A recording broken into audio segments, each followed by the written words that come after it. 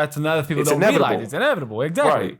And I think once people come to grips with that, it'll unlock a whole new pathway of thinking of like, wow, yeah, I know he's going to die, I know they're going to die, but why instead of thinking that, why don't I call him some more? Right. Why don't I go see him some more? Literally. Why don't I try to fucking extract every ounce of memory I can out of this person or information out of this person? A lot of people just take that shit for granted until it's too late.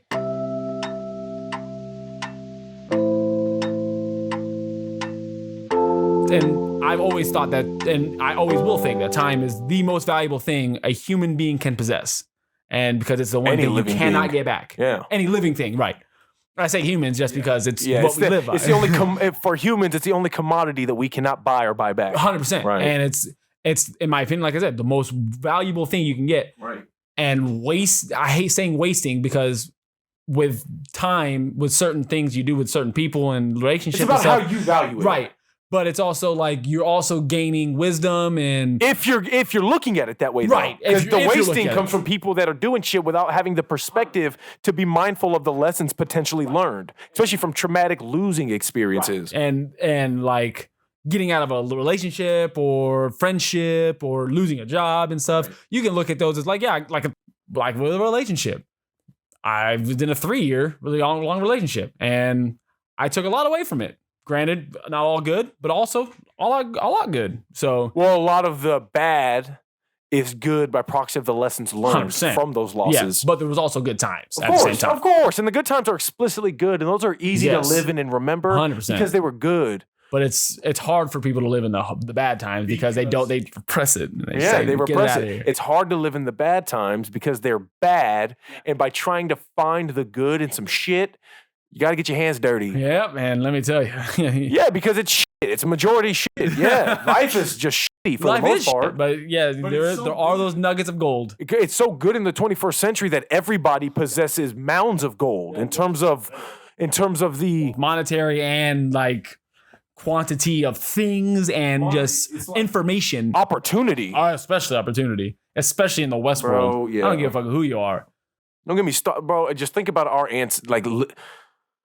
think about our ancestors. You know what I'm saying? Yeah. Specifically, because we have so many different types of ancestors. We have such a melting array. With just a mulatto. Man, we just out here representing peanut butter mulattoes. You know what I'm saying? Pipes. Our great grandmothers had to, just for a loaf of bread to feed 4, grind down these wheat grains for 4 hours between 2 stone wheels.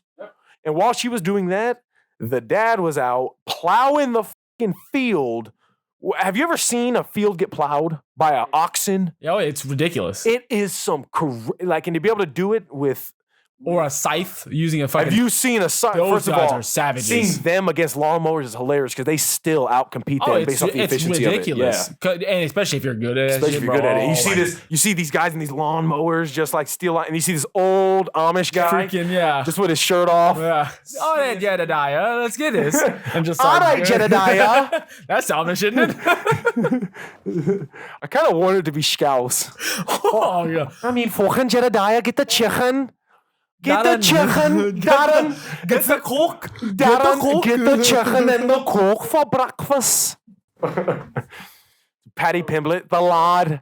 The lad. He's a thick lad. I've never heard one person say one word more than him saying lad. Lad. Fucking lad. That's hilarious. No, it's crazy. People take so much for granted on how well we live, and even if you're living check to check, even that's a better lifestyle than kings 400 years ago. Literal kings, like castle built kings. You know what it's like to live in a castle? Think about it. No electricity. That would suck. Think of the mold. Think of how dark and cold it is in stone. And if it's in England, how wet it is. You know what I mean? If it's anywhere in the UK.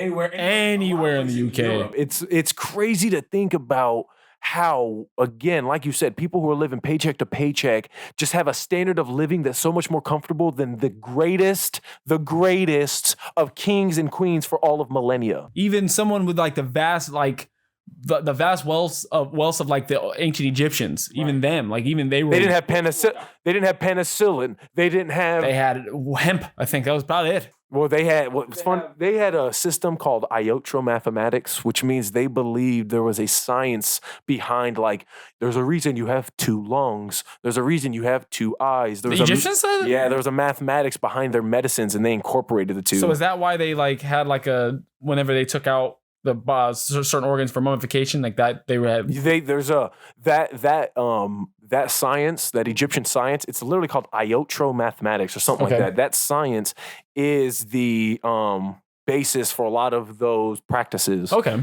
A lot of their surgical stuff was based off of this iotromathematics. And again, this is before they had technology or any of this stuff. Dude, imagine having surgery 200 years ago. It's literally... No. If you had to, you know what I'm saying? If literally it's like they're going to, because they might have to put a pin in my hand. So they literally would say, well, get the chomping stick.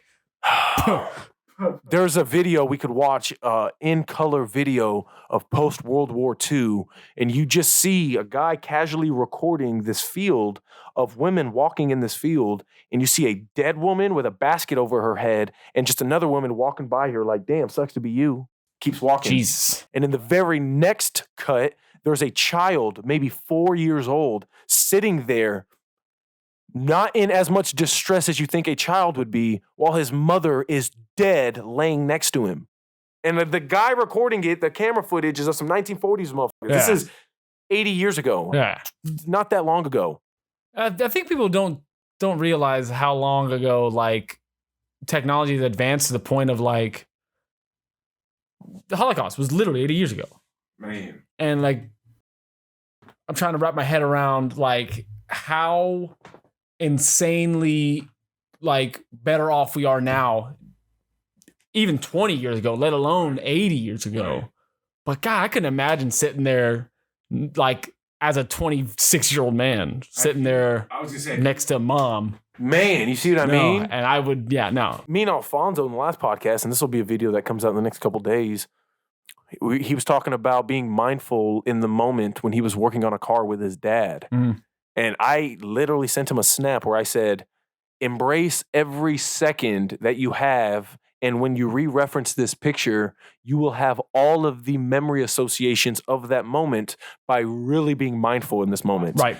And his immediate response was, damn, bro, like, how come the first thing I really think about or immediately I think about how much is going to suck when he dies. Right.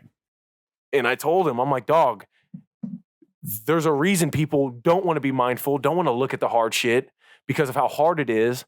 But I think it's because they're not privy to the yang of that yin. Yeah. And the yang of that yin is you're now going to be able to retain and sustain the love and appreciation you had for him and have for him in that moment for the rest of your life until that inevitability comes. Right. Which that's another people don't realize. It's inevitable. Exactly. Right. And I think once people come to grips with that, it'll unlock a whole new pathway of thinking of like, wow, yeah, I know he's going to die, but I know they're going to die, but why instead of thinking that, why don't I call him some more? Right. Why don't I go see him some more? Literally. Why don't I try to fucking extract every ounce of memory I can out of this person or information out of this person? A lot of people just take that shit for granted until it's too late. They take it for granted until it's too late. And if you don't come to terms with the things that are causing the resentment. And a lot of the times people just aren't privy to it because they haven't had the opportunity or the tools to extract those answers, to extract that wisdom. A lot of the times therapy is a big thing I think people should consider. If you don't have therapy, you should have it. For a lot of people, when they didn't have therapy, they had their pastor or they had their religious figureheads who they could decompress a lot of that emotional angst with. And because religiosity has been dying, as an ordained reverend, you can call me Reverend Vern Murphy. It's on my phone. I swear to God. That is what's crazy. Yeah, it's Reverend Vern Murphy. It'll always be that on my phone. That's hilarious. But like legit, it's like if people had, and I'm not saying you have to be religious. It's just what people have had for thousands of years. And it's literally just, at that point, you're just using different words. It's just you got to be introspective. and rationalize it. Literally. And go on an odyssey of understanding God's existence, which is a theodicy. Hey. Ah.